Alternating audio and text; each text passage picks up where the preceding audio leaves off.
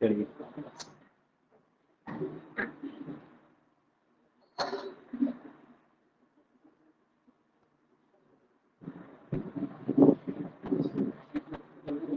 Light लग रहा है।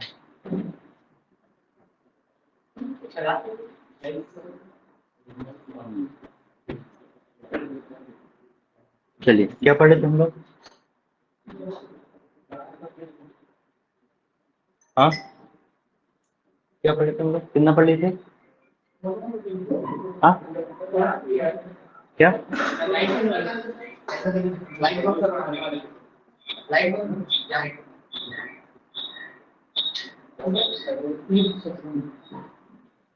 क्या पढ़े थे? वन वन फंक्शन ना? वन वन फंक्शन क्या होता था?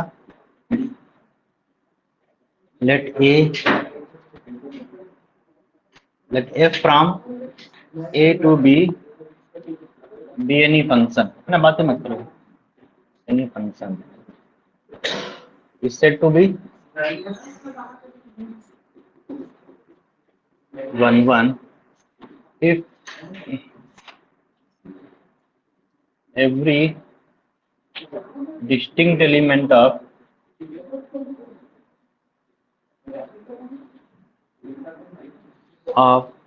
a has unique image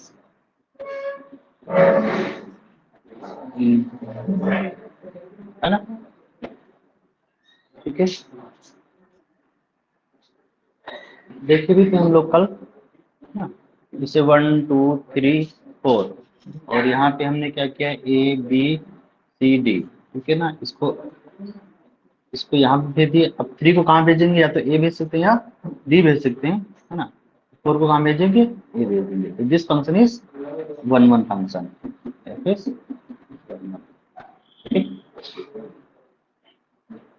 next is odd function, sorry onto function, है ना। आंटो फंक्शन की definition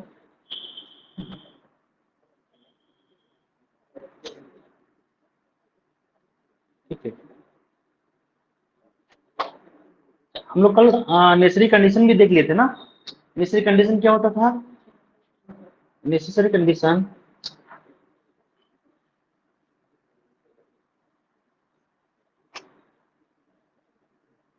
condition for one one function क्या होता है? Cardinality of A is less और equal to cardinality of B, है ना। इसका मीनिंग क्या था? That is cardinality of domain is less और equal to cardinality of codomain. इसका मीनिंग क्या है? That is cardinality of domain is less और equal to cardinality of codomain, ठीक है ना। नेक्स्ट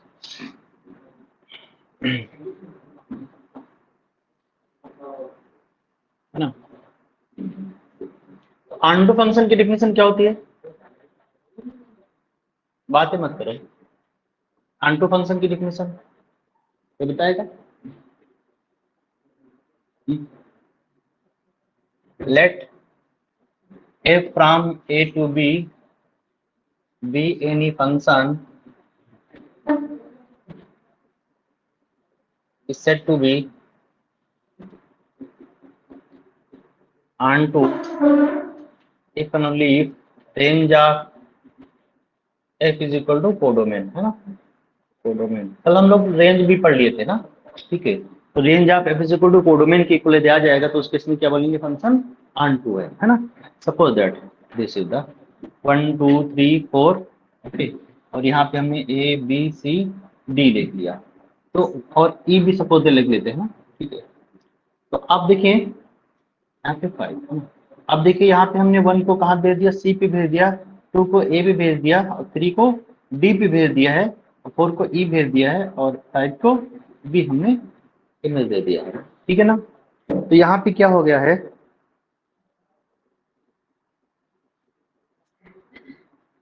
ना। तो यहाँ पे आप देखेंगे तो रेंज एक्चुअली क्या है?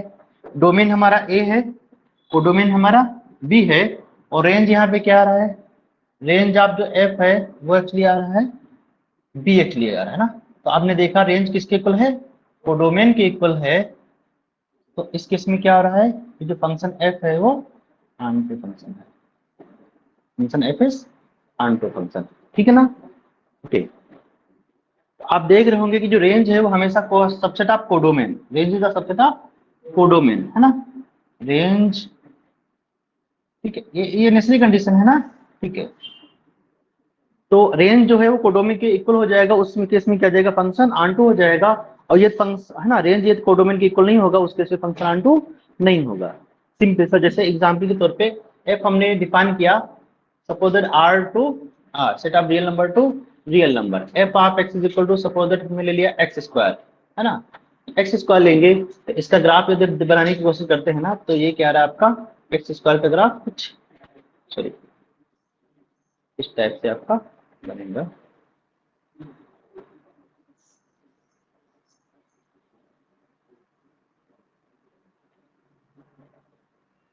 ठीक है, एक्स स्क्वायर है ना। तो आप देखेंगे कि रेंज क्या है, कोडोमेन क्या है, सेट ऑफ रियल नंबर। लेकिन यहाँ पे जो अपना है -1, ये -2 है ना, और ये आपका क्या है -3, ठीक है ना। और ये आपका -4, ठीक है ना। तो आप देख रहे होंगे कि -3 की कभी भी रेंज में नहीं आएगा, -3 कभी भी रेंज में नहीं आएगा। रेंज में क्या होता है कि आप parallel to X line, X axis खींचिए लाइन, तो यदि ग्राफ को कट कर देता है ना, तो वो जो एलिमेंट होगा, ये लाइन कौन सी है, ये y equal to suppose that y equal to कुछ भी हमारा मान लेते हैं, ये वन लाइन है, क्या है y equal to one line. तो इस टाइप से y इक्वल टू यहाँ पे क्या है, y equal to suppose that a line है ना। तो y equal to one line, y equal to two line, y equal to three line, y equal to four line, ये सभी जो है लाइंस क्या कर रही है, एक्सेसिव ग्राफ को कट कर रही है। तो जितनी भी है ये लाइंस, लाइंस का मतलब है y इक्वल टू जो वन है वो वन क्या आ गया, रेंज में गया है ना। और y equal to zero line मतलब इट मीन एक्स एक्सिस, है ना।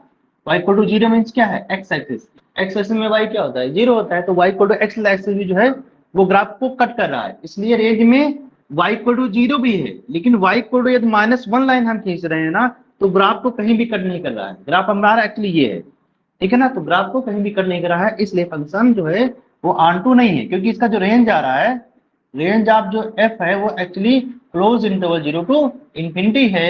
It is not equal to codomain, codomain हमारा क्या है, set of real number, set of real number. Directly बोल सकते हैं कि directly implies f is not onto, है ना। अब यहीं पे रिस्ट्रिक्शन हम कर देते हैं, है ना, सपोज दैट, है ना, ठीक है। Suppose that f of x is equal to, यदि हमने ले लिया एक्स स्क्वायर ही ले लिया, और डोमेन को क्या करते हैं, क्लोज इंटरवल 0, ठीक है, 0 to infinity to 0 to infinity ही ले रहे हैं, है ना। इसका ग्राफ बनाएंगे तो इसका ग्राफ एक्चुअली क्या बनेगा, इस टाइप से एक्स स्क्वायर का ग्राफ बनेगा। लेकिन यहाँ पे डोमेन क्या, कोडोमेन क्या है, 0 टू इन्फिनिटी, और रेंज भी यहाँ पे क्या आ रहा है, रेंज ऑफ एफ जो है वो क्लोज इंटरवल 0 टू इन्फिनिटी है ना, ठीक है। क्योंकि इधर में ग्राफ नहीं बनेगा एक्चुअली, हाँ, ग्राफ कहाँ बनेगा, ऐसे बनेगा,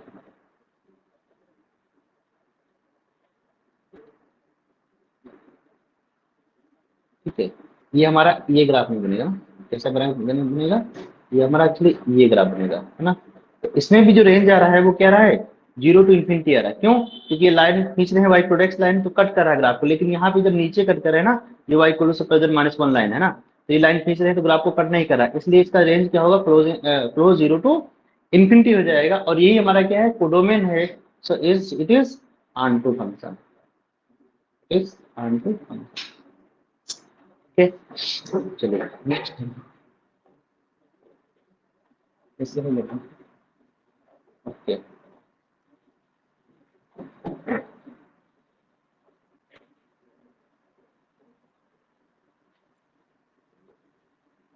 है ना।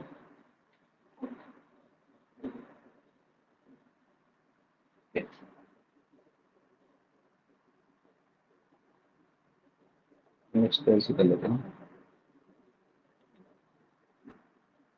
Necessary condition for onto function, condition for onto function, ठीक है।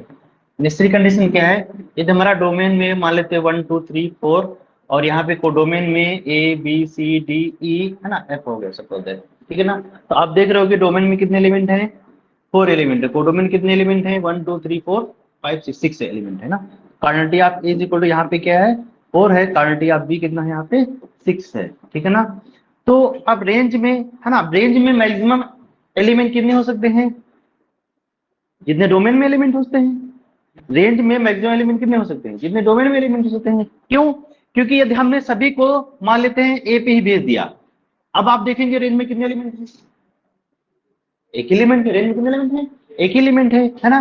अब क्या कर सकते हैं, दूसरा ग्राफ बनाने की कोशिश करते हैं ना, 3 4 और यहाँ पे आप A B C D E F, ठीक है ना। अभी क्या कर रहे हैं कि यदि हम इसको सभी को अलग अलग भेजेंगे ना, तभी तो ज्यादा से ज्यादा इमेज आएगी रेंज में, ठीक है ना। तो मैक्सिमम कितने रेंज में आ सकती है, 4 है ना, 4 से तो नहीं आ सकते है ना। तो सभी को अलग अलग भेज रहे हैं है ना, यहाँ से यहाँ पे, ठीक है ना, सपोज दैट।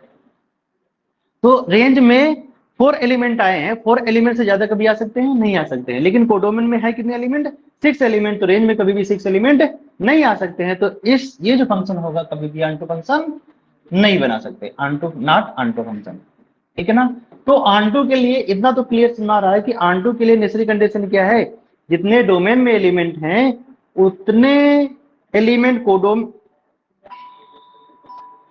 ठीक है ना, उतने एलिमेंट आपके जो है कोडोमेन में हो या उससे कम हो, उससे ज्यादा हो जाएंगे तो उस केस में कभी भी ऑनटू फंक्शन नहीं बना सकते। जैसे आपके केस में 1 2 3 एलिमेंट है यहाँ पे, ए बी सी एलिमेंट है ना। अब आप बना सकते हैं ऑनटू फंक्शन, ठीक है। एक एलिमेंट नहीं भी होगा उस केस में भी क्या कर सकते हैं, ऑनटू फंक्शन बना सकते हैं, ठीक है ना। लेकिन यहाँ पे डी एलिमेंट होगा तो कभी भी ऑनटू फंक्शन आप नहीं बना सकते। तो इस केस में क्या होना चाहिए, तो necessary condition for onto function, तीसरी condition for onto function, cardinality of A is greater और equal to cardinality of B. इसका मीनिंग क्या होगा, that is cardinality of domain is greater और equal to cardinality of codomain, ठीक है ना।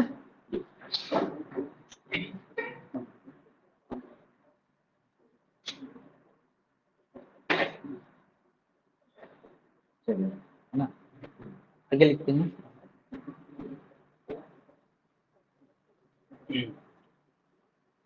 Let cardinality of A is equal to suppose that M and cardinality of B is equal to suppose that N, then total number of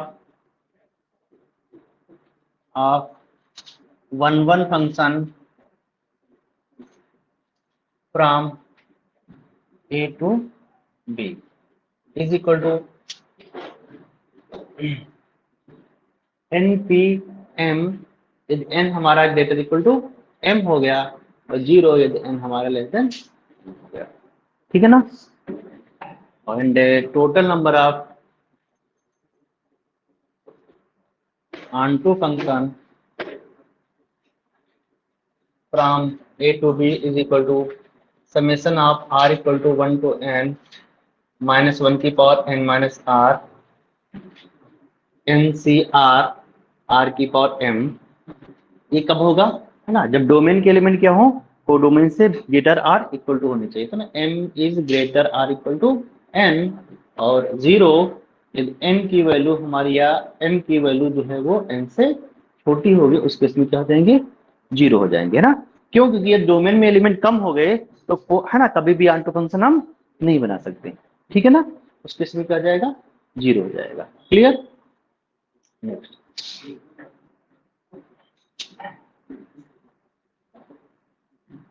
लिखिए।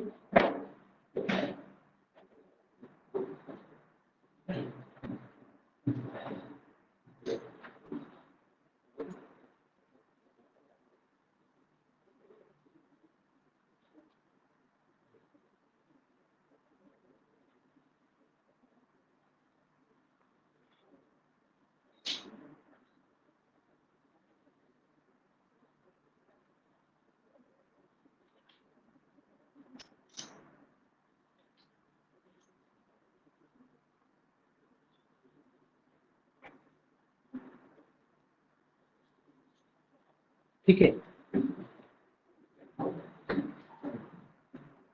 अब आते हैं हम लोग, जैसे एग्जाम्पल के तौर पे है ना, कि suppose that cardinality of A is equal to 4 हो गया and cardinality of B is equal to suppose that 3 हो गया, then total number of onto function from A to B is equal to कितना जाएगा। अब यहाँ पे कौन सा केस हो रहा है ना, यहाँ पे देखेंगे आप, तो ऑनटू फंक्शन के लिए ना कार्डिनलिटी जो m की वैल्यू है वो क्या है, ग्रेटर इक्वल टू n है ना, तो यहाँ पे लगाएंगे summation of r equal to 1 to n की वैल्यू कितनी है 3 माइनस 1 की power n minus r 3 minus r, ठीक है, और 3 c r और r की पावर 4, ठीक है।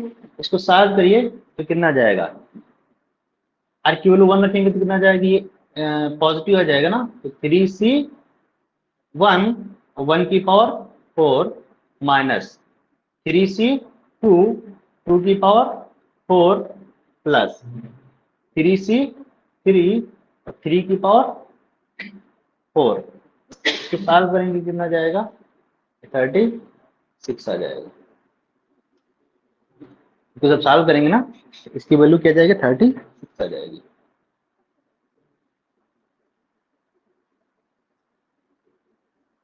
ठीक है, अब यही तो पूछ रहा है कि total number of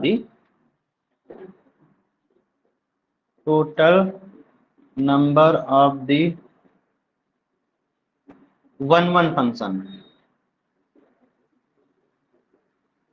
from B to A कितने होंगे, बी टू ए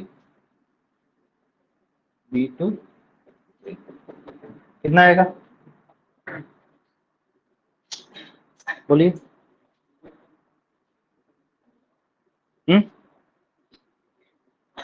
बोलिए।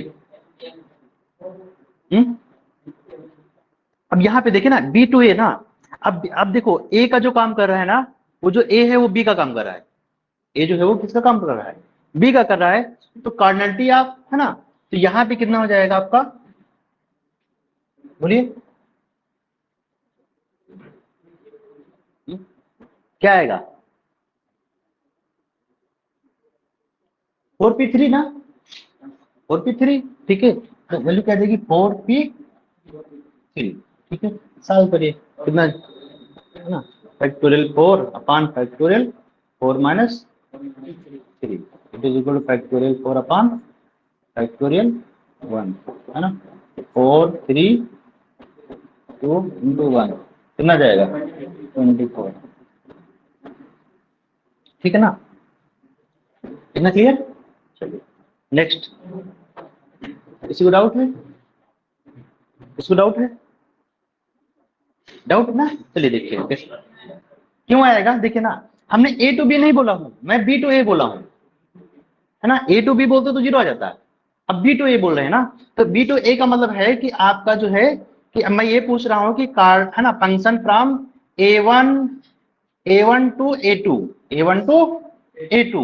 और कार्डिनलिटी ऑफ ए1 कितना हो गया, वो 3 हो गई, क्योंकि ए1 जो बन गया है वो बी बन गया, एक्चुअली ए1 क्या बन गया है, बी बन गया है, और ए2 जो है वो क्या बन गया है, वो ए बन गया है ना, तो फ्रॉम ए1 टू ए2 पूछ रहा है, तो ए1 की कार्डिनलिटी क्या हो जाएगा, तो ए1 की कार्डिनलिटी क्या होती है, ए1 हमारा डोमेन है ना, डोमेन की कार्डिनलिटी को क्या बोल रहे हैं, एम बोल रहे हैं, और एम की वैल्यू यहाँ पे कितनी है 3, और कार्डिनलिटी ऑफ ए2 वो क्या हो गया, वो n हो गया, और n कितना है यहाँ पे 4, ठीक है ना, तो फार्मूला क्या होता है एनसीएम एनपीएम, तो वन फंक्शन कितने हो जाएंगे एनपीएम, अब यहाँ पे n वही रखो, n कितना रखोगे 4p3, तो कितना जाएगा 24, और ये कितना वही आपका फैक्टोरियल 4 आ जाएगा, ठीक है। Next,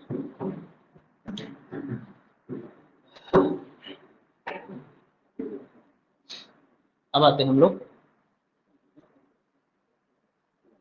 similar function, similar sets है ना, सिमिलर सेट या इक्विवेलेंट सेट, या इक्विपोटेंशियल, इक्विपोटेंशियल सेट, ठीक है ना।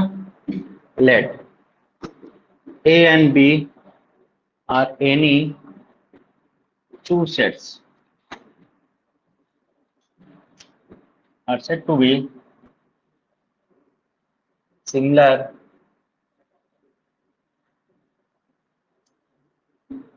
if there exists a function f from A to B which is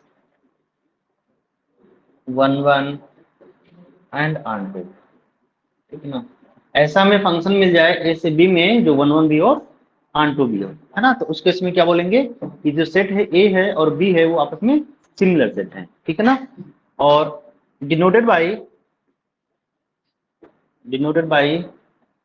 A is similar to B, है ना। यदि ए और बी हमारे क्या हो जाएंगे सिमिलर, कब होंगे, जब उन दोनों के बीच में एक फंक्शन 1 1 और ऑन टू फंक्शन मिल जाएगा उस केस में, ठीक है ना।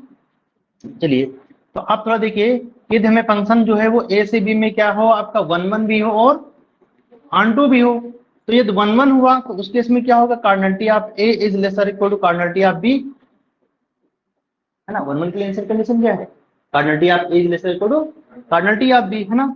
और ऑन टू के लिए क्या है, cardinality of A is greater equal to cardinality of B, है ना। अब इन दोनों से क्या निकल के आ रहा है, 1 1 भी है और ऑन टू भी है, तो यहां से निकल के आ रहा है कि कार्डिनलिटी ऑफ ए, आपने बोला ना कि कार्डिनलिटी ऑफ ए जो है बी से छोटा है, और यहाँ पे भी जो है वो कार्डिनलिटी ऑफ ए जो बी से बड़ा है, तो दोनों से क्या रहा है, दोनों की कार्डिनलिटी क्या हो जाएगी, इक्वल हो जाएगी, दोनों की कार्डिनलिटी इक्वल हो जाएगी। तो सेकेंड डेफिनेशन आप ये भी लिख सकते हैं कि any two sets are said to be similar if and only if cardinality of A is equal to cardinality of B, दोनों की कार्डिनलिटी या सेम हो जाएगी या इक्वल हो जाएगी, तो उस केस में भी वो क्या बोलेंगे कि ये दोनों सेट जो है वो सिमिलर सेट है ना।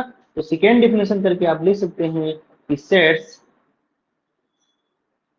ए and B are said to be similar if and only if cardinality of A is equal to cardinality of B, ठीक है। दोनों की कार्डिनलिटी या इक्वल हो जाएगी उस केस में भी क्या बोलेंगे कि दोनों सेट क्या है, सिमिलर है, ठीक है ना। चलिए लिख लिए, क्या लिखना है,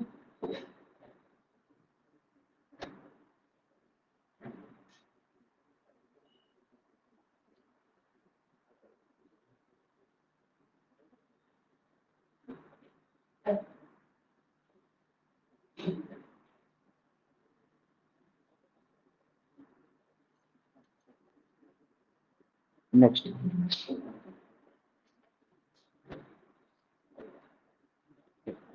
जिसे एक फंक्शन हम बना रहे हैं ना, f from set of natural number to n minus 1, ठीक है, और f such that f of n is equal to n plus 1, है ना।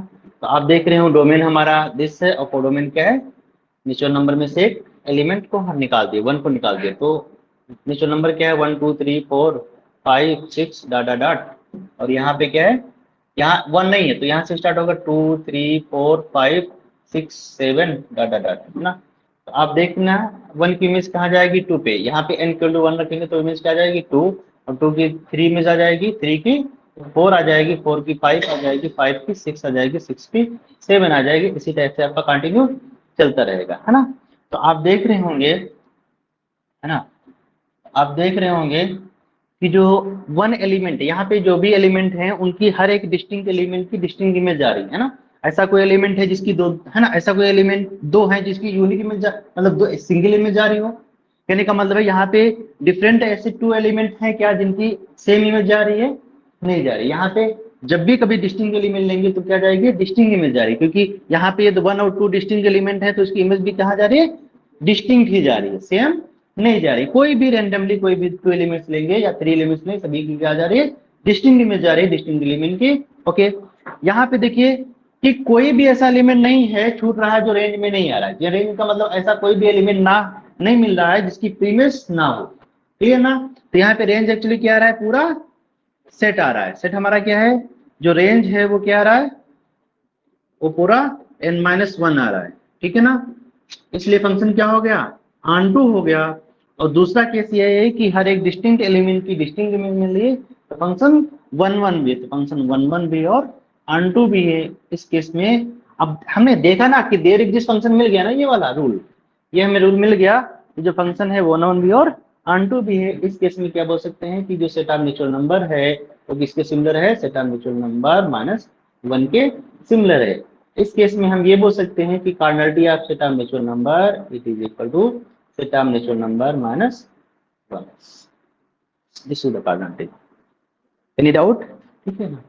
नेक्स्ट आप हमें तो इसी फंक्शन को एक्सटेंड करना चाह रहे हैं ना, तो यदि हमें f from natural number to n-1, 2, तो इसमें रूल क्या बन जाएगा, f from n is equal to n+2 बन जाएगा। तो ये भी फंक्शन क्या हो जाएगा, यहाँ पे देखना, यहाँ पे आप देखोगे तो नेचुरल नंबर में क्या है 1 2 3 4, और यहाँ पे क्या है, यहाँ 3 से स्टार्ट हो जाएगा, 3 4 5 6, ठीक है ना। तो ये भी हमारा फंक्शन क्या है, 1-1 भी और ऑन-टू भी है ना, डॉट डॉट डॉट, ठीक है ना। तो ये भी हमारा क्या है,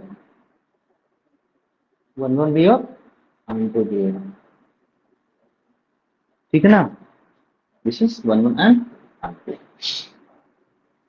इसका मीनिंग क्या हो गया, set of natural number is similar to n-1,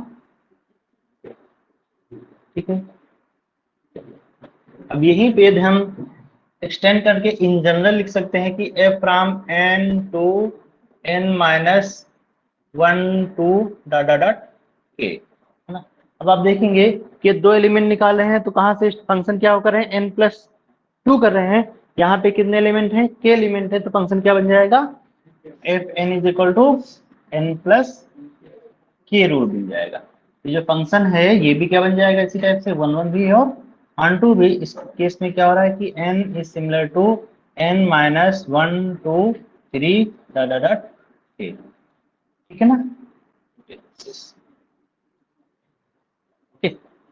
इस केस में क्या हो रहा है कि आप देख रहे होंगे कि सेट ऑफ नेचुरल नंबर में से यदि हम फाइनाइट सेट निकाल रहे हैं, finite set means finite elements ये निकाल रहे हैं, तो उसकी कार्डिनलिटी पे कोई इफेक्ट नहीं आ रहा है, कार्डिनलिटी पे कोई इफेक्ट नहीं आ रहा है। इसका मीनिंग ये है। अच्छा, दूसरी चीज आप ये देखें, क्या देख सकते हैं कि सेट ऑफ नेचुरल नंबर जो है ना, या n-1 है, it is the proper subset of set of natural number. It is the proper subset. क्या होता है, प्रॉपर सेट वो होते हैं जो, ठीक है, इम्पटी सेट ना हो और खुद सेट ना हो। इम्पटी सेट और खुद सेट के अलावा जितने भी सेट होते हैं उनको बोलते हैं प्रॉपर सेट, ठीक है ना। तो आप देख रहे होंगे कि सेट ऑफ नेचुरल नंबर जो है अपने प्रॉपर सबसेट के सिमिलर है। यहाँ पे देखना कि सेट ऑफ जो नेचुरल नंबर है वो किसके सिमिलर है, अपने एक प्रॉपर सबसेट के सिमिलर आ गया, ठीक है ना। तो इसका मीनिंग क्या होगा, ओके। तो यही डिफिनेशन, यही अंतर फाइनाइट सेट और इनफिनाइट सेट में होता है, फाइनाइट सेट और इनफिनाइट सेट में होता है ना। कि इनफिनाइट सेट वो सेट होते हैं जो अपने कम से कम एक प्रॉपर सबसेट के सिमिलर होते हैं, ठीक है ना। फाइनाइट सेट, इनफिनाइट सेट क्या होते हैं, ऐसे set, any set is said to be infinite if it is similar to one of its proper subset, ठीक है ना। लेकिन फाइनाइट सेट जो होते हैं वो अपने किसी भी प्रॉपर सबसेट के सिमिलर नहीं होते हैं, ठीक है। क्योंकि ये देखना ना कि आपकी जो सेट ऑफ नेचुरल नंबर है वो अपने एक प्रॉपर सबसेट के सिमिलर हो गया, कम से कम एक प्रॉपर सबसेट उसके पास जरूर होगा, वो अपने प्रॉपर सबसेट के सिमिलर होगा, ठीक है ना। तो नेक्स्ट में लिख सकते हैं, क्या लिख सकते हैं,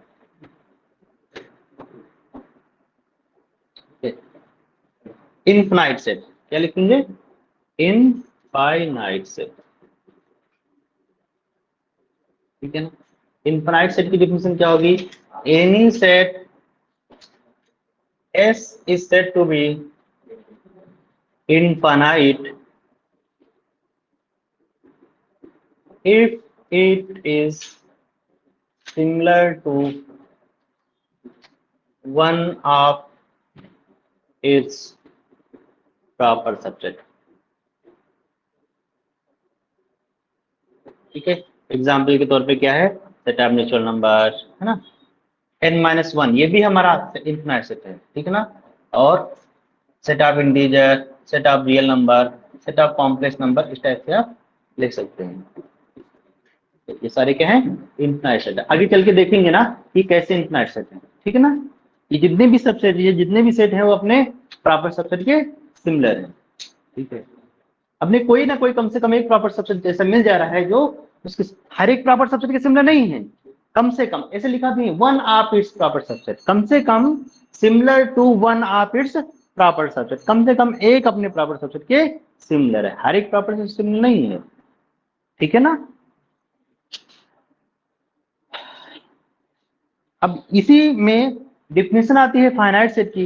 तो फाइनाइट सेट में क्या डिफिनेशन होगी कि any set S is said to be finite if it is not similar to any of its proper subset, ठीक है। वो अपने किसी भी प्रॉपर सबसेट के सिमिलर नहीं होगा। जैसे आपसे बोला जाए ना कि ए हमारा सेट है, उसमें क्या है 1, 2 एलिमेंट है, 2 एलिमेंट है।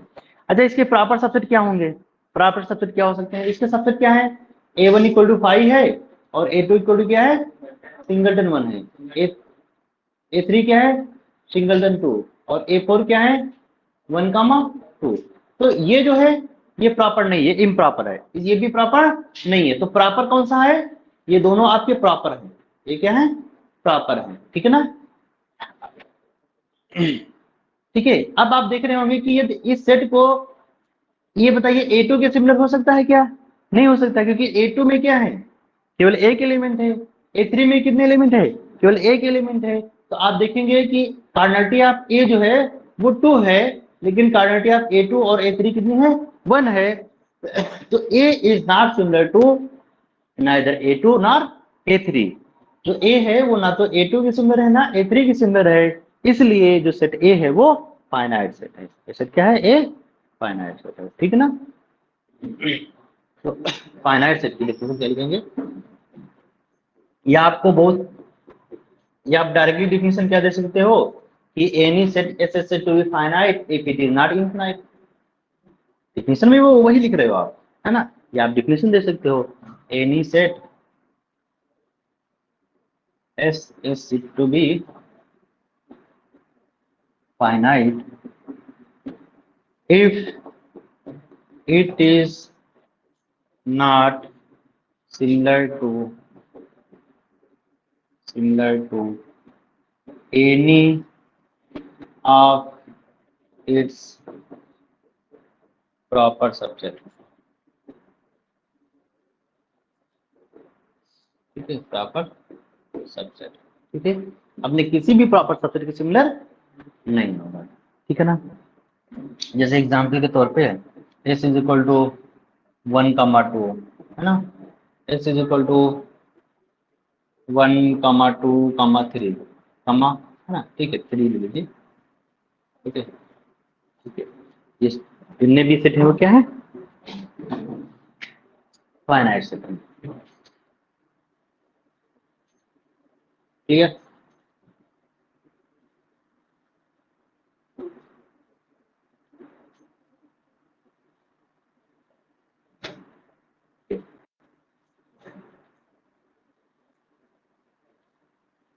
एक चीज को और देखिए आप लोग कि आपको पता है कि जो सेट होता है कार्डिनलिटी आप A = n है, तो उसके पावर सेट आप A की कार्डिनलिटी कितनी होती है, 2n होता है ना, ठीक है। तो इससे ये निकल के आ रहा है कि जो पावर सेट ऑफ A जो होता है उसकी कार्डिनलिटी हमेशा क्या होती है, greater than cardinality of A होता है ना। तो पावर सेट जो होता है वो हमेशा अपने सेट से बड़ा होता है, स्ट्रिक्टली ग्रेटर देन, है ना, ठीक है। तो आप ये बोल सकते हो कि for any set power set of A is strictly greater than, या cardinality of this strictly greater than, ठीक है ना। ऐसा आप हमेशा लिख सकते हैं, कोई भी सेट हो, ठीक है ना, सेट आपका इम्पटी हो नॉन इम्पटी हो, कुछ भी हो, हर एक सेट के लिए आप ऐसा लिख सकते हैं, ठीक है। चलिए नेक्स्ट देखिए। तो इससे आप ये कर सकते हैं, है ना, कि यदि आपसे बोला जाए क्या कि A से पावर सेट ऑफ A में कभी भी ऑनटू फंक्शन मिल सकता है, ठीक है। क्या ऐसा फंक्शन मिल सकता है जो ए से पावर सेट में ऑन टू हो, है ना? ये आपको मिल सकता है क्या, जो एफ जो है वो ऑन टू हो, ऐसा मिल सकता है? क्योंकि ऑन टू के लिए कंडीशन क्या होती है कि डोमेन की जो क्वांटिटी है वो कोडोमेन से बड़ा या इक्वल हो। लेकिन यहाँ पे क्या है, कोडोमेन की जो क्वांटिटी है वो बड़ी है किसे, डोमेन से, तो आपको कभी भी ऐसा नहीं हो सकता है। देयर डज नॉट एग्जिस्ट, या आप ऐसा लिख सकते हो, there does not exist any function f2 which is uncool। ठीक है, कोई भी ऐसा फंक्शन नहीं मिल सकता आपको, ऐसे क्वेश्चन आएंगे है ना, कि there exist a function from A to power set of A which is onto, clear ना? तो कभी भी ए से पावर सेट ऑफ ए में कभी भी ऑन टू फंक्शन नहीं मिल सकता है, ठीक है? लेकिन ए से पावर सेट ऑफ ए में भी हमेशा वन वन फंक्शन जरूर मिलेगा। बोलो, इधर से बोला जाए कि there exist a function f from a to power set of a which is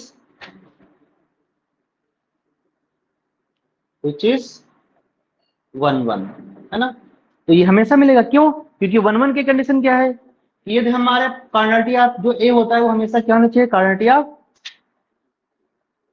of domain is lesser equal to quantity of codomain, है ना? तो हमेशा क्या है, जो a की क्वांटिटी है वो क्वांटिटी ऑफ कोडोमेन से लेस देन है, तो इसलिए क्या होगा, ये हमेशा ट्रू हो जाएगा। ठीक है ना? यहाँ पे देयर एग्जिस्ट की बात किया, हर एक फंक्शन नहीं मिलेगा आपको देयर एग्जिस्ट फंक्शन, समझे? There always exist from A to power set of A which is 1 1।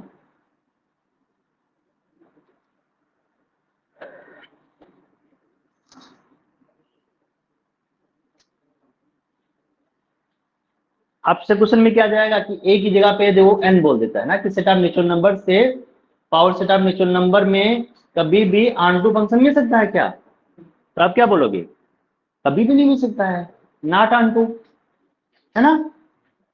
ठीक है, और आपसे बोलता है कि नेचुरल नंबर से power set of natural number में क्या 1 1 मिलेगा, देयर एग्जिस्ट 1 1 मिल जाएगा, ये हमेशा क्या होगा, ट्रू हो जाएगा, हमेशा मिल जाएगा देयर एग्जिस्ट 1 1। ठीक है, क्योंकि वो नेचुरल कंडीशन होल्ड कर रहा है ना?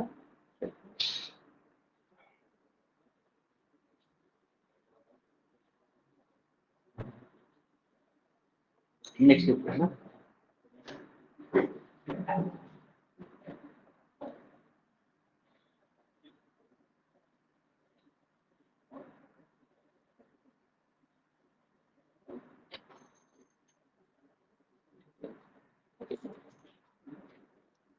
चलिए।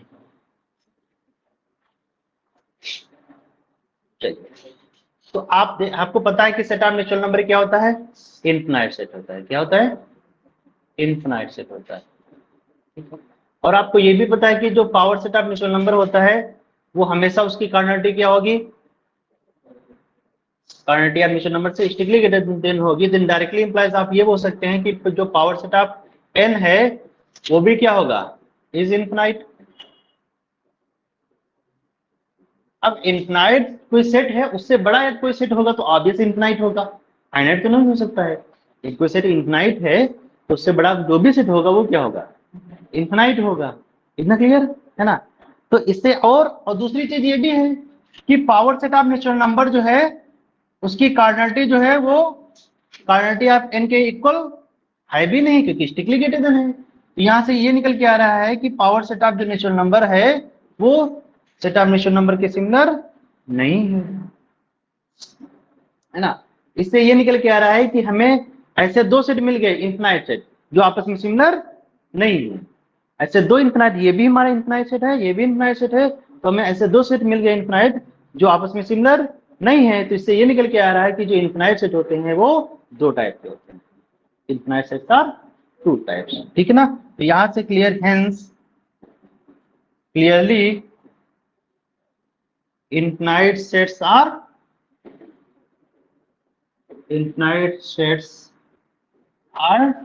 two types। ठीक है, पहला कौन सा टाइप, टू टाइप्स। पहला ये टाइप है कि यदि हमारा सेट इनफिनाइट है, ऐसे इन्फिनाइट, तो केस ये हो सकता है कि ये जो सेट है वो सेट ऑफ नेचुरल नंबर के सिमिलर हो जाए, है ना। बहुत सारे सेट होंगे जो set set of natural number के सिमिलर होंगे, जैसे n-1 अभी हम देखे थे। और ऐसे सेट ले लेते हैं जो सेट ऑफ नेचुरल नंबर के सिमिलर ना हो, दो सेट मिल गए अलग अलग सेट, है ना। ठीक है, जैसे इसका एग्जाम्पल ये देखना चाहोगे ना, तो s is equal to n-1 देखोगे, ये किसके सिमिलर है, सेट ऑफ नेचुरल नंबर के सिमिलर है ना। ठीक है, और इसका देखोगे तो s इज इक्वल टू हम power set of natural number ले लेते हैं ना, तो ये सेट क्या है, ये सेट ऑफ नेचुरल नंबर के सिमिलर नहीं है। ठीक है, तो ऐसे इन्फिनाइट सेट जो, या ऐसे सेट, इनको बोल सकते हैं ऐसे सेट जो सेट ऑफ नेचुरल नंबर के सिमिलर हैं, उनको बोलते हैं काउंटेबली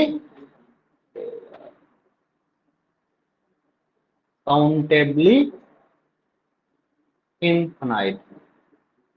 ठीक है, काउंटेबली इन्फिनाइट बोले या डिनोमरेबल भी बोल सकते हैं, डिनोमरेबल या इनुमरेबल भी बोलते हैं, इनुमरेबल एक ही चीजें हैं सभी। ठीक है ना, चाहे आप काउंटेबली इन्फिनाइट बोलिए, चाहे आप, है ना, चाहे आप काउंटेबली इन्फिनाइट बोलिए, और चाहे आप डिनोमरेबल सेट बोलिए, चाहे आप इनुमरेबल बोलिए। और ऐसे सेट जो सेट ऑफ नेचुरल नंबर के सिमिलर नहीं है उनको बोलते हैं ऐसे इन्फिनाइट सेट, ऐसे इन्फिनाइट सेट जो सेट ऑफ नेचुरल नंबर के सिमिलर नहीं है उनको बोलते हैं uncountable set.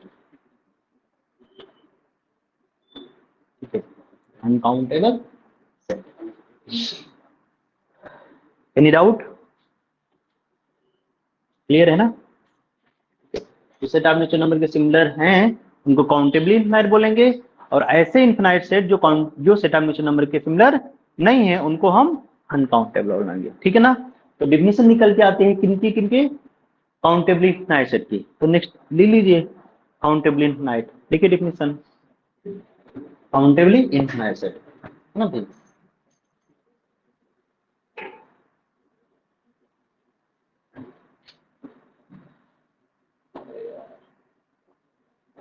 Countably infinite set, countably infinite set. ठीक है, any set S is said to be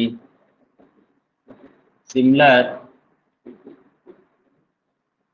said to be countably infinite, said to be countably infinite if it is similar to set of natural number। ये दो set of natural number के similar है तो उसको countably infinite बोलते हैं, है ना। और अनकाउंटेबल की डेफिनेशन क्या बोलेंगे,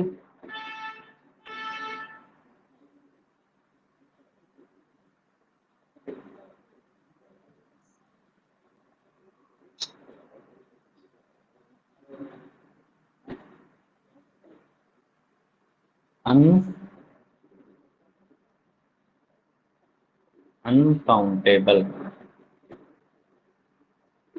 ठीक है, अनकाउंटेबल क्या बोलेंगे, क्या बोलेंगे डेफिनेशन,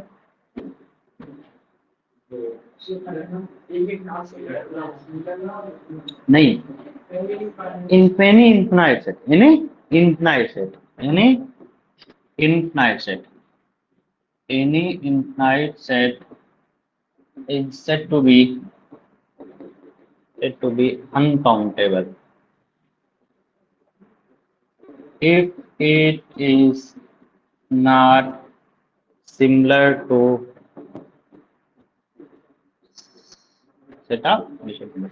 ऐसे इन्फिनाइट सेट जो सेट ऑफ नेचुरल नंबर के सिमिलर नहीं है उनको क्या बोलते हैं, बोलो, उनको क्या बोलते हैं, अनकाउंटेबल सेट। ऐसे इन्फिनाइट सेट जो सेट ऑफ नेचुरल नंबर के सिमिलर नहीं है, यदि आप ये डिफिनेशन दोगे कि अनकाउंटेबल सेट किनको बोलते हैं जो नेचुरल नंबर के सिमिलर नहीं है, ये डिफिनेशन गलत है। ठीक है, any infinite set is said to be uncountable if it is not similar to natural number. यही ऑप्शन में आते हैं ना। आप जैसे तुरंत देखे ना, स्पीड में देख रहे हैं ना कि सेट जो है नेचुरल नंबर के सिमिलर नहीं है, वो अनकाउंटेबल सेट है, आपने क्या किया, टिक कर दिया, गलत कर दिया, समझे, है ना। क्या नहीं, वहां पे इनफाइनाइट सेट की जरूरत नहीं। वहां पे आप केवल इनफाइनाइट भी लिखोगे तब भी सही है, वहां पे केवल भी सेट लिख दोगे तब भी सही है। ऑब्वियस है सेट नेचुरल नंबर के सिमिलर है तो ऑब्वियस है इनफाइनाइट होगा, नहीं होगा।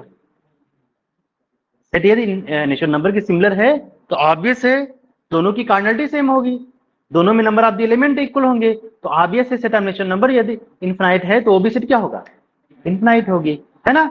यहाँ पे क्या है कि अनकाउंट है ना, यदि कोई सेट नेचुरल नंबर के सिमिलर नहीं है, यदि कोई सेट नेचुरल नंबर के सिमिलर नहीं है तो वो सेट हमारा फाइनाइट भी हो सकता है ना।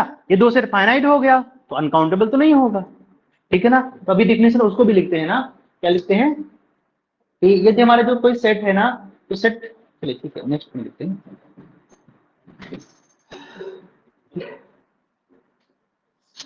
कि जो सेट है वो कितने टाइप का होता है ना। सेट जो होते हैं वो दो टाइप के होते हैं। कितने टाइप के, एक तो होता है फाइनाइट सेट, एक होता है इनफिनाइट सेट,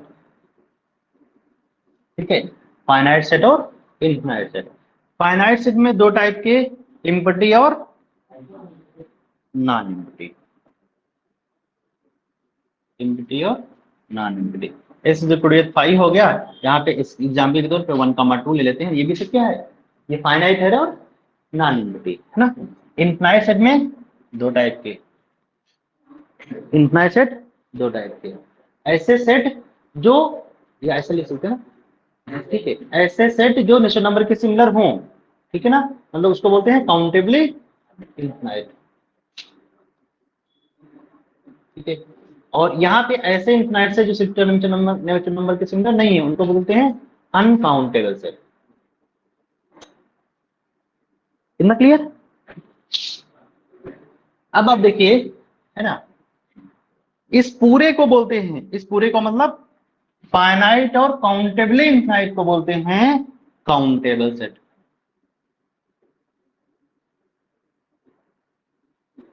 ठीक है ना। इतना क्लियर। क्या बोलते हैं, फाइनाइट और काउंटेबल इनफिनाइट दोनों को मिला के बोलते हैं काउंटेबल सेट। इसका मीनिंग ये निकल के आ रहा है कि every finite set is countable set, every finite set is countable set and every countable infinite is countable set, but every countable set is not a finite set. चीजों को समझिए, ये कोई सेट काउंटेबल है तो या तो फाइनाइट हो सकता है या वो काउंटेबली इनफिनाइट हो सकता है ना। तो ये काउंटेबल है तो काउंटेबली इनफिनाइट भी हो सकता है, फाइनाइट भी हो सकता है। तो इसका मीनिंग ये है कि every countable set is not a finite set, या every countable set is not a countably infinite set. इतना क्लियर। अच्छा, और एक चीज देखिए कि दो सेट आप देखने, आप पूरे सेट को आपने दो भाग में बांट दिया। कितने भागों में, दो भागों में। पहला भाग तो ये हो गया और दूसरा भाग क्या हो गया, ये हो गया, पक्का ना।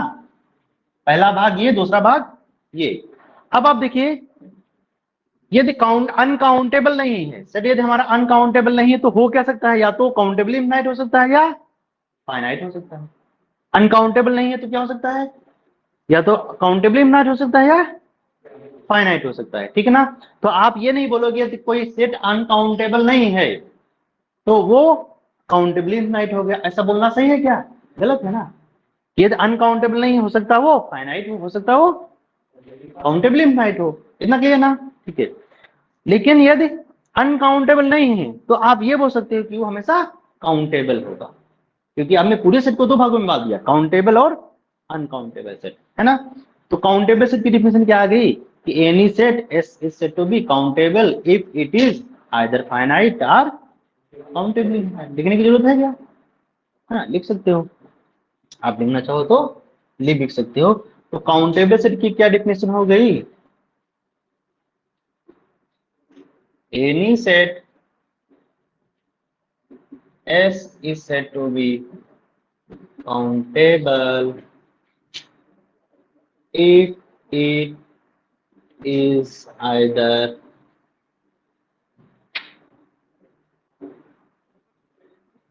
finite or countably infinite, countably infinite, है ना। अब यहाँ पे आप डिफिनेशन अनकाउंटेबल की डिफिनेशन दे सकते हैं। तो अनकाउंटेबल की डिफिनेशन आप क्या दे सकते हैं कि any set S is said to be uncountable if it is not countable, है ना। तो अनकाउंटेबल की डिफिनेशन क्या दे सकते हो, अनकाउंटेबल की डिफिनेशन क्या हो जाएगी, नॉट काउंटेबल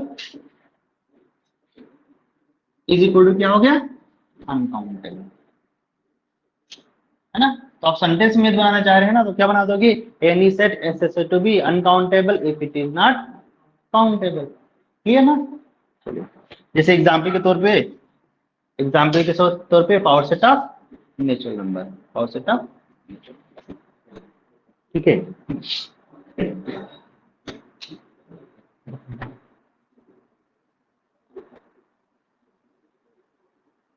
ठीक है, आगे बढ़ते हैं। पेंटर साहब ने जो है ये पूरी थ्योरी दी है, तो उसके लिए कुछ कुछ जो हाइपोथेसिस मान के चले हैं, क्या मान के चले हैं,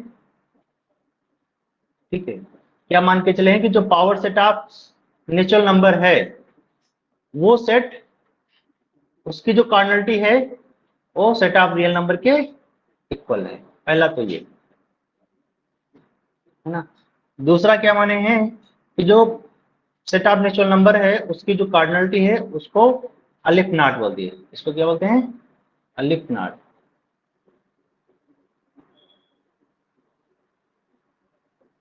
है ना। तो यहां से ये निकल के आ जाएगा कि जो power set of natural number है उसकी कार्डिनलिटी किसकी इक्वल हो जाएगी, 2 की power cardinality of natural number, और इट इज इक्वल टू 2 की पावर अलिफ नाट, और ये अलिफ नाट को दे दिए हैं नाम सी से दे दिए हैं, और सी को बोल दिए हैं कंटिनम, क्या बोल दिए हैं, कंटिनम, क्या दे दिए हैं, कंटिनम, इतना क्लियर। तीसरी चीज ये दे दिए हैं, अच्छा चौथी चीज, फोर्थ ये है कि देखिए जो फाइनाइट सेट होते हैं ना उनकी कार्डिनलिटी की डिनोट करने के लिए आपके पास सिंबल है, जैसे मान लेते हैं कोई सेट है उसमें 5 एलिमेंट है तो आपके पास 5 सिंबल है, कोई मान लेते हैं 6 एलिमेंट है तो क्या आपके पास क्या है, सिंबल 6 सिंबल है ना। यदि कोई सेट इनफिनाइट है तो उसको कार्डिनलिटी डिनोट करने के लिए कोई भी सिंबल नहीं है, इन्फिनिटी कोई सिंबल नहीं है, इन्फिनिटी क्या है ना, ठीक है, वो कोई सिंबल अपना नहीं है ना, ठीक है। तो क्या होता है कि अनकाउंट जो आपके इन्फिनाइट सेट हैं उनको डिनोट करने के लिए जो सिंबल कुछ कुछ यूज किए हैं, जैसे सिंबल यूज किए हैं अलिफ नाट, क्या सिंबल यूज किए हैं, अलिफ नाट, है ना भाई, सिंबल यूज किए हैं अलिफ नाट, ठीक है ना। सिंबल यूज किए हैं सी, या इसको भी बोल सकते हैं ना सी, है ना। तो इन सिंबल्स को बोलते हैं, ये जो अलिफ नाट है ये सी है, इनको बोलते हैं ट्रांसफाइनाइट नंबर, क्या बोलते हैं, ट्रांसफाइनाइट नंबर, है ना।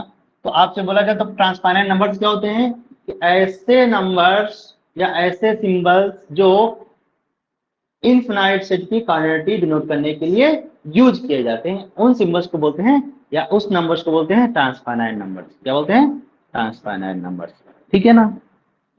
चलिए 6 ये है कि आपको पता है कि जैसे 1 और 2 के बीच 1 और 2 जो होता है उसमें कौन सा बड़ा है कौन सा छोटा, आपको ऑलरेडी पता है, कौन बड़ा होता है, 1 बड़ा होता है या 2 बड़ा होता है, 1 छोटा होता है 2 से, 1 क्या होता है, छोटा है 2 से, या आप ऐसा बोल सकते हैं 2 जो होता है 1 से बड़ा होता है। तो यहाँ पे भी इनमें से भी कुछ रूल होगा, इन दोनों में क्या होगा कि अलिफ नाट जो होता है वो सी से छोटा होता है, अलिफ नाट जो होता है वो सी से छोटा होता है। अच्छा ठीक है, छोटा तो ठीक है, जैसे आपसे बोला जाए कि 1 और 3 में छोटा कौन है, 1 है ना, लेकिन 1 और 3 के बीच में 2 बैठा है, नेचुरल नंबर देखा जाए, है ना। 1 और 3 आपके क्या है, जो नेचुरल नंबर है उनके बीच में क्या बैठा है, 2 नेचुरल नंबर बैठा है। लेकिन यहाँ पे क्या है कि जो अलिफ नाट और सी जो है उसके बीच में कोई भी ट्रांसफाइनाइट नंबर नहीं है। जैसे आपसे बोला जाए कि 1 से बड़ा कौन सा नेचुरल नंबर है, क्या बोलोगे, 2 बोलोगे, तो वैसे ही अलिफ नाट से बड़ा हमारा ट्रांसफाइनाइट नंबर जो है वो सी है, मतलब इसके बीच में कोई भी ट्रांसफाइनाइट नंबर नहीं है ना। तो ये बड़ा है 7, तो ये लिख सकते हैं there does not exist any, है ना, ये ऐसे लिख सकते हैं ना, देयर आर या there is no transfinite number between aleph naught and सी, अलिफ नॉट और सी के बीच में कोई भी ट्रांसफाइनाइट नंबर नहीं। क्लियर ना? अलिफ नॉट और सी के बीच में कोई भी ट्रांसफाइनाइट नंबर नहीं है।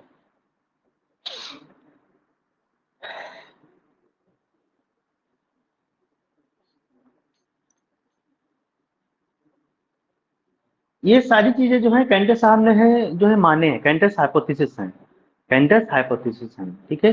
और भी कुछ कुछ चीज माने हैं, उनको भी हम लोग आगे लिखेंगे, पहले इसको पढ़ लेंगे फिर आगे जो है उसको भी लिखेंगे जब यूज आ जाएगा, ठीक है। इतना क्लियर? किसी को डाउट है? हम एक फंक्शन बना रहे हैं नेचुरल नंबर टू इंटीजर में, है ना।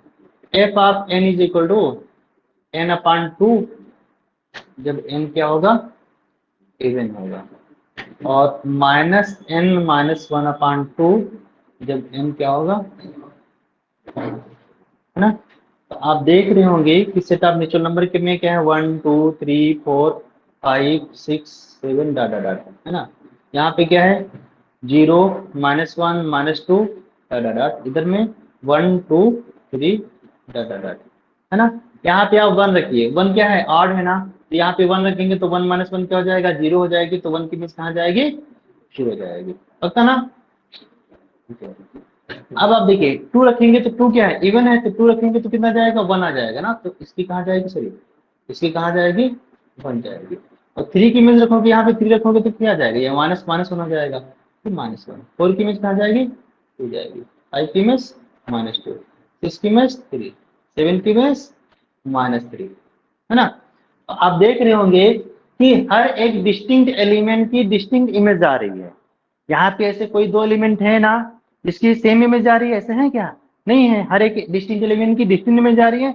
यहाँ पे कोई भी ऐसा एलिमेंट नहीं छूट रहा है जिसकी प्री इमेज ना मिले, है ना। तो रेंज किसकी इक्वल आ रहा है, कोडोमेन के इक्वल आ रहा है। So this function is 1 1 and onto, ये फंक्शन हमारा 1 1 भी और ऑन टू है। इससे ये निकल के आ रहा है कि set of natural number is similar to set of integer.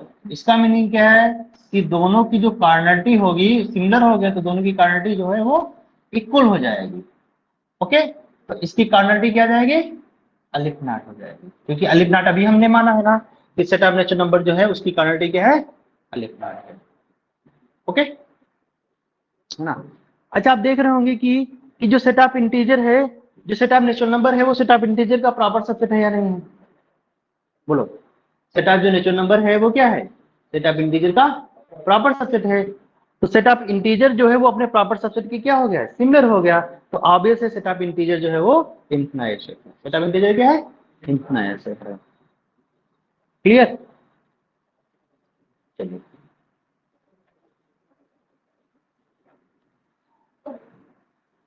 इसको पहले ऐसे करना पड़ता है, फिर होगा ना, है ना।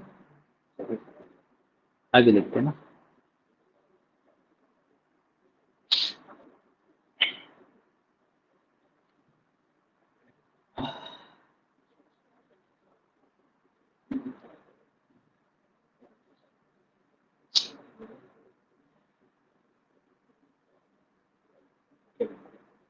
आगे लिखते हैं कार्टेशियन प्रोडक्ट ऑफ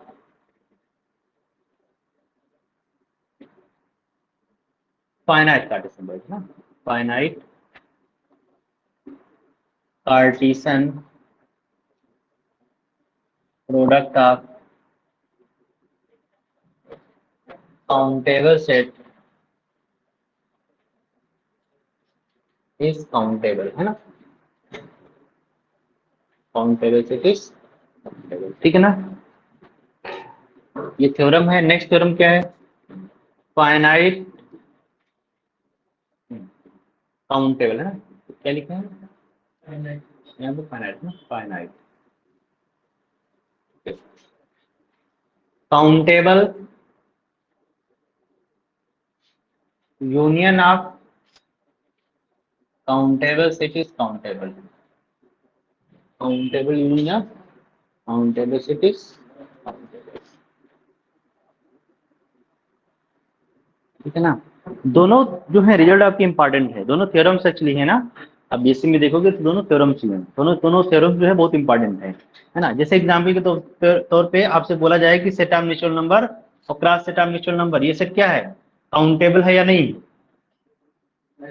है? क्यों? क्योंकि आपका ये भी काउंटेबल है और सेट आपका ये भी काउंटेबल है। तो काउंटेबल और कितने हैं कार्टेशियन प्रोडक्ट, दो ही सेट का तो कार्टेशियन प्रोडक्ट हो रहा है ना। तो कितने सेट हैं, दो हैं, मतलब फाइनाइट है। तो फाइनाइट कार्टेशियन प्रोडक्ट आप काउंटेबल, ये भी काउंटेबल है ये भी काउंटेबल है, तो ये भी सेट क्या हो गया, ये काउंटेबल हो गया। क्या हो गया, काउंटेबल, है ना। आपसे बोला जाए कि n dot dot dot cross n last में ना, कितने हैं, n है, कहां तक है ये, n टर्म्स है ना।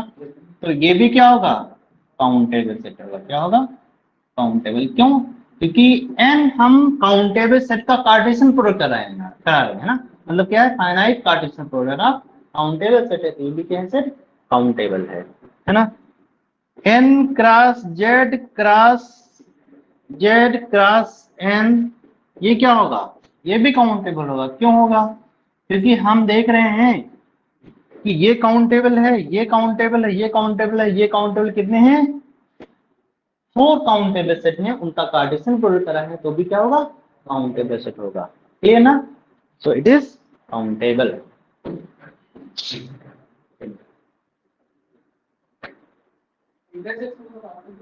हाँ, इंटरसेक्शन आप समझेगा ना, कि ये दो काउंटेबल सेट है ना, तो उनका इंटरसेक्शन हमेशा क्या होगा, काउंटेबल सेट होगा।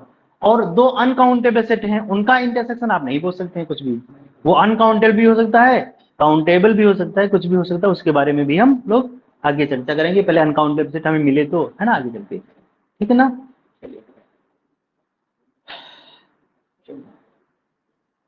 चलिए बाकी कल मिलते हैं, कल पढ़ते हैं ना।